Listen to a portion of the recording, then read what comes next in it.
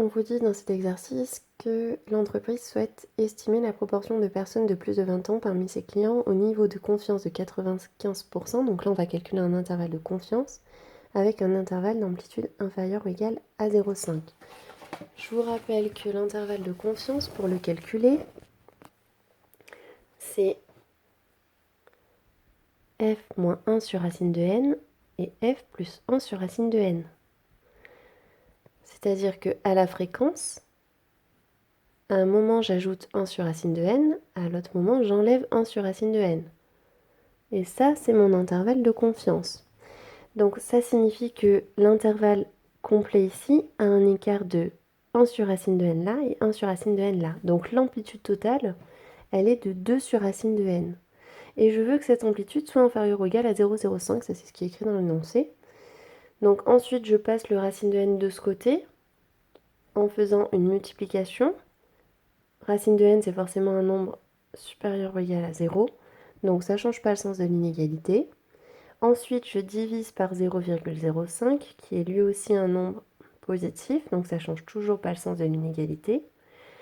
Et pour passer d'ici à ici, comme je vous l'ai marqué là, j'utilise la fonction carré, qui est croissante sur les positifs, parce que là on est sur des nombres positifs. Donc je change à nouveau pas l'inégalité, le sens de l'inégalité, et j'obtiens le carré de 40 qui est 1600, et le carré de racine de n qui est n. Donc n doit être plus grand que 1600, qui est la réponse C. Maintenant pour la partie Asie, partie A.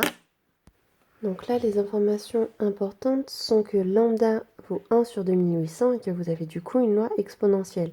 Dans cette partie-là, vous voyez, c'était une adaptation d'une ROC. Donc là, on est en train d'essayer de redémontrer pourquoi est-ce qu'on a cette formule-là quand on cherche à calculer une proba. Là, je ne vous demande pas de le faire, hein, ça a été fait dans le cours déjà.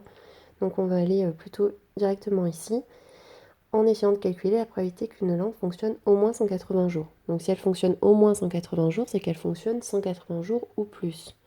Dans la deuxième question, on sait que la lampe a déjà fonctionné 180 jours et on veut maintenant qu'elle fonctionne encore au moins 180 jours. Donc on va voir comment on peut faire ça. Alors première question, on veut calculer la probabilité que t soit supérieur ou égal à 80.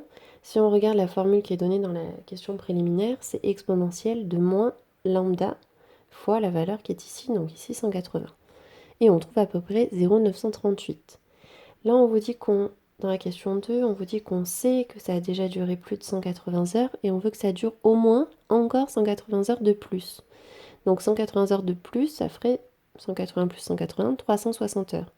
Donc quelle est la probabilité que sa durée de vie soit supérieure à 360, sachant qu'elle était déjà supérieure à 180?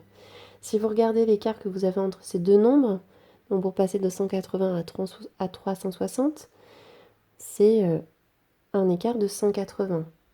On peut peut-être le noter comme ça. Donc 360, c'est 180 plus 180. En fait, j'essaie de faire apparaître ce nombre dans mon calcul. Du coup, qu'est-ce qu'il me reste? Il me reste lui, qui est le nombre que je note là. Donc ça revient à calculer la probabilité que t soit supérieur ou égal à 180. Je l'ai déjà calculé, ça fait toujours 0,938.